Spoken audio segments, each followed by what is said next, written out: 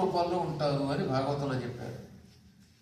మొత్తం దేవతలు, బ్రహ్మదేవుడు, సమస్త ఋషులు, యోగులు, వీళ్లతో పాటుగా కేవలం దేవతలే కాకుండా ఈశ్వర సిద్ధ సాధ్య నర కిన్నర పన్నగ యక్షచారణాసుర విద్యాధర గంధర్వాదులు కూడా ఇటువంటి స్తోత్రములు వినడానికి భాగవతం కోసం తరలి వస్తారు అని ఇదిగో భాగవతంలో భాగవత మహిమలో ప్రథమ స్కంధంలో రాశారు. అక్కడ భాగవత మహిమను ఉంటుంది 6 అధ్యాయాల్లో. అది అయ్యాక అసలు భాగవతం మొదలవుతుంది. అందులో మహిమలో రాశారండి. మొత్తం అందరూ ఇక్కడే ఉంటారట. భక్తి, జ్ఞానం, వైరాగ్యం, యోగం 4 కూడా ఇక్కడే ఉంటాయి ఆ సమయంలో. అంత గొప్ప స్తోత్రం, దుఃఖాన్ని తొలగించే స్తోత్రం అనమాట. వేదవ్యాసుల వారు రాశారంటారు కానీ బ్రహ్మస్తోత్రం చేశాడు, దాన్ని శ్లోక రూపంలో వ్యాసుడు అందించాడు. కాబట్టి డైరెక్ట్ గా స్తుతించింది ఎవరు? బ్రహ్మే. అందుకే ఇది బ్రహ్మస్తోత్రం. నౌమీడ్యతే భ్రవపుషే తడిదంబరాయ గుంజావతంస పరిపిల్చల సన్ముఖాయ వన్యస్రజే కవళవేత్ర విషాణవేణు లక్ష్మశ్రియే మృదుపదే పశుపాంగయాయ జ్ఞానే ప్రయాసముదపాస్య నమల్తయేవ జీవంతి సల్ముఖరితాం భవదీయవార్తాం స్థానే స్థితాః శృతిగతాం తనువాంవనోభిః ఏ ప్రాయసో జితజితోభ్యసితైస్త్రిలోక్యాం అస్యాపి దేవవపుషో మదనుగ్రహస్య స్వేచ్ఛామయస్య నతు భూతమయస్య కోపి నేసేమహిత్వవసితుం మనసాంతరేణ సాక్షాత్తవైవ కిముతాత్మసుఖానుభూతే. ప్రభు, నీ పాదపద్మాలని భక్తితో పట్టుకుని నమస్కరిస్తున్నాను. నౌమి, నమస్కరిస్తున్నాను. తే, ఎవరికి? నీ కొరకు. నీకు నమస్కరిస్తున్నానంటే నువ్వు ఎవరివి? మళ్ళీ అక్కడి నుంచి ఆయన వర్ణించాడు అనమాట. అభ్రవపుషే, ఆకాశంలో వర్షాకాలపు మేఘం ఎంత నల్లగా ఉంటుందో నీవు అలా ఉంటావు. మళ్ళీ మేఘాల్లో కూడా శరత్కాల మేఘం తెల్లగా ఉంటుంది, వర్షాకాల మేఘం నీలంగా ఉంటుంది. ఒక అందమైన వర్ణం అన్నమాట. ఈ వర్ణములు మాత్రమే వర్షాకాల మేఘం అంటారు. నీలం వేరు, నలుపు వేరు. ఆయన వర్షాకాలపు మేఘ సౌందర్యం కలిగినవాడు. నీలమేఘఛాయ శరీరుడు అంటే అది. ఘనము అంటే మేఘం అండి. ఘనసుందరుడు అంటే మేఘము వలె అందంగా ఉంటాడు. కానీ ఉత్తి మేఘం కాదు, ఘనాఘనము అంటే వర్షాకాల మేఘం. ఆశ్వీజ మాసము, కార్తీక మాసంలో మేఘాలు తెల్లగా ఉంటాయి. అదే శ్రావణ భాద్రపద మాసాల్లో ఆకాశం ఒక రకమైన నలుపు ఉంటుంది. ఆ నలుపు చూడడానికి అందంగా కనిపిస్తూ ఉంటుంది. అందుకని పరమాత్ముడిని ఘనాఘన సుందర, వర్షాకాలపు మేఘము వలె నల్లగా అందంగా ఉండువాడా అన్నారు. భక్త జయదేవుడు ఎంత అందంగా వర్ణించాడు తెలుసా ఆయన.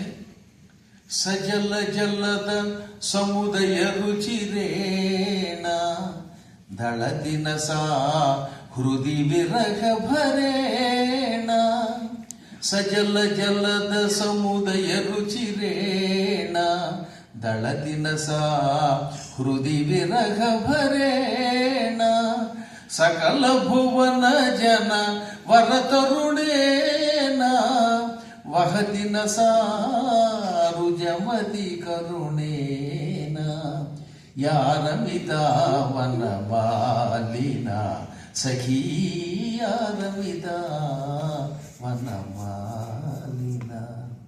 యా, ఏ గోపిక వనమాలిన కృష్ణునితో రమిత క్రీడించిందో అంటే ఒక గోపిక కృష్ణుడితో క్రీడించింది. ఇప్పుడు ఆ కృష్ణుడు ఆవిడికి దూరం అయ్యాడు. కృష్ణుడికి దూరం అయితే ఆ గోపిక ఎలా ఏడ్చిందిట? అయ్యో, వర్షాకాలపు మేఘం వలె ఎంతో అందంగా ఉన్న కృష్ణ, నీకు దూరం అయిపోయాను. నా హృదయం అంతా విరహంతో కదిలిపోతోంది. విరహము వల్ల హృదయం కొయ్యబడింది, ఏకంగా కంపించిపోతుందిట. హృదయం కంపించిపోతే ఇంకెంతకాలం బతుకుతారు? కాబట్టి రా అని హృదయం అంతా విరహంతో కదిలిపోతూ ఉండగా ఆయన కోసం ఏడ్చింది ఒక ఆవిడ. ఇంకొక ఆవిడ, ఈ ప్రపంచంలో ఎంత అందగాడు మరొకడు లేడు, ఆయనకు దూరం అయ్యాక ఆనందం ఎక్కడ ఉంటుంది అని అతి కరుణైన మిక్కిలి జాలిగా రుజతి ఏడుస్తోంది, జాలిగా ఏడుస్తూ రోగం పొందుతోంది అంటాడు. అదనమాట. యా రమిత వనమాలిన సా దళతి విరహభరేణ సా వహతి రుజం అతి కరుణేన. ఒక్కొక్క స్త్రీ గురించి అలా వర్ణిస్తూ 8 పాదాలు రాశాడు కనుక అష్టపది అన్నారు. ఇదంతా భాగవతంలో దశమస్కందంలో రాసక్రీడల్లో ఉన్నవే. కాకపోతే మహాత్ములు తమదైన కోణంలో వర్ణిస్తారు. అందుకే అష్టపదుల్లో జయదేవుడు రాసినటువంటి ఆ అపూర్వమైన భావన ఇంకెవరూ రాయలేదు. రాధామాధవుల యొక్క దివ్యతత్వం అంత బాగా రాశాడండి. భగవంతుడు ఒకప్పుడు గోకులం అని ఒకటి సృష్టించుకున్నాడు. ఆయనే అన్ని, ఆయనే విష్ణువు, ఆయనే కృష్ణుడు, అన్నీ ఆయనే. ఒకసారి తన శరీరాన్ని గోకులం అనే ఒక లోకం సృష్టించుకుని అక్కడ తన శరీరాన్ని ద్విధాభూభూవ 2గా మార్చుకున్నాడు.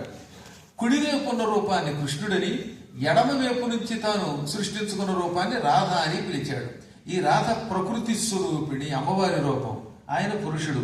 ఈ ఇద్దరు విహరించింది గోలోకం. అక్కడి నుంచి వైకుంఠాది సమస్త లోకాలు సృష్టించుకుని అన్నీ తానే అయ్యి అనేక రూపాల్లో విహరిస్తూ ఉంటాడు అని బ్రహ్మవైవర్త పురాణం చెబుతున్నది. నేను ఏది చెప్పినా ప్రామాణికం లేకుండా సొంత పెత్తనంతో చెప్పను. బ్రహ్మవైవర్త పురాణంలో గణేశఖండంలో గణపతి కృష్ణుడే గణపతిగా పుట్టిన కథ బ్రహ్మవైవర్త పురాణంలో గణేశఖండంలో ఉంటుంది. చూసుకోమనండి, చదువు వస్తేను. సంస్కృతము పురాణములు లేకపోతే అది వాడి కర్మ. బ్రహ్మవైవర్త పురాణం అనేది అష్టాదశ పురాణంలో ఉందని కూడా తెలిపితే అది వాడి కర్మ. ఎందుకని భాగవతంలో 12వ స్కంధంలో 7వ అధ్యాయంలో 18 పురాణములు రాశారని వ్యాసుడు చెప్పాడు. ఆ భాగవతంలోనే రాశాడు. భాగవతం నమ్ముతున్నారు కదా, ఆ నమ్మేవాడు 7వ అధ్యాయం చూడండి, అక్కడే ఉంది భాగవతం, సంస్కృత గ్రంథం. అందులో 12వ స్కంధం 7వ అధ్యాయం చూడండి. అందులో ఏమన్నారు? 18 పురాణములు వ్యాసుడు రాశాను. మత్స్య పురాణం, మార్కండేయ పురాణం, భవిష్య పురాణం, భాగవత పురాణం, బ్రహ్మ పురాణం, బ్రహ్మాండ పురాణం, బ్రహ్మవైవర్త పురాణం, వరాహ పురాణం, వామన పురాణం, శివపురాణం అన్నాడు తప్ప వాయు పురాణం అనే పదమే లేదు అందులో అసలు. విష్ణు పురాణము, ఆ తర్వాత వరుసగా అగ్ని, నారద, పద్మ, లింగ, గరుడ, కూర్మ, స్కాంద పురాణములు, ఈ విధముగా 18 పురాణములు రాయబడ్డాయి. మళ్ళీ ఏం చేశాడు? మనబోటి వాళ్ళకి అనుమానం, ఏ పురాణంలో ఎన్ని శ్లోకాలు ఉంటాయో అని. అదే భాగవతంలో 12వ స్కంధంలో 13వ అధ్యాయం, చిట్ట చివరి అధ్యాయం, అదే 13వ అధ్యాయంతో భాగవతం పూర్తవుతుంది. అందులో వరుసగా ఫలానా పురాణంలో ఇన్ని శ్లోకములు ఉన్నాయి. శైవం 24 సాహస్రికం, శివపురాణంలో 24,000 శ్లోకాలు ఉన్నాయి. భాగవతంలో 18,000 ఉన్నాయి. గరుడ పురాణంలో 19,000 శ్లోకాలు ఉన్నాయి. స్కాంద పురాణంలో 85,000 శ్లోకాలు ఉన్నాయి. ఇలా అన్ని చెప్పేశాడు అందులో.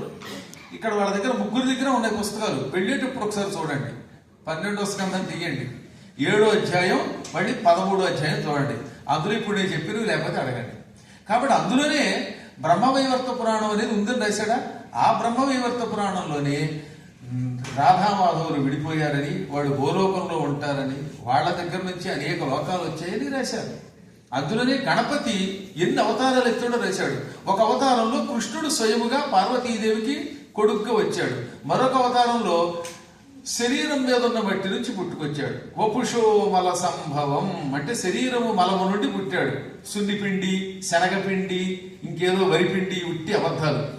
ఎక్కడ ఇంతవరకు ఒక్క పురాణములో కూడా పిండి పదార్థం పేరు లేదు. శివపురాణములో, గణేశఖండములో వపుషో మల సంభవ అని ఉన్నది. వపుష అంటే శరీరము యొక్క మల, మట్టి నుండి పుట్టెను అని. పార్వతీదేవి ఇలా ఒళ్ళు నలుచుకుంటే ఆ పైన మట్టిలోంచి పుట్టాట. కానీ ఎందుకో తెలియదు, కానీ బహుశా అలా నలుచుకోవడం అనగానే సొన్నిపిండి గుర్తుకొచ్చి ఉంటుంది ఎవరితోనూ. మళ్ళీ మినప్పిండిట ఒకటై, శనగపిండిట, వరిపిండిట, ఎన్ని పిండిలో, ఈ విధంగా చెప్పారు. ఇంత స్ట్రాంగ్ గా చెబితే కానీ అర్థం కాదు కొన్ని సమయాల్లో. ఎందుకని తెగ చదివి 18 పురాణాలు ఇప్పటికి 5 సార్లు చెప్పినాము. చెప్పిన తర్వాత ఏముందో తెలియకపోతే ఎందుకు? ఏ ప్రమాణం లేకుండా చందమామ కథ ఉట్టిని ఎలా చెబుతాం? చందమామ కథ చెప్పేటప్పుడు ఇది చందమామలో కథ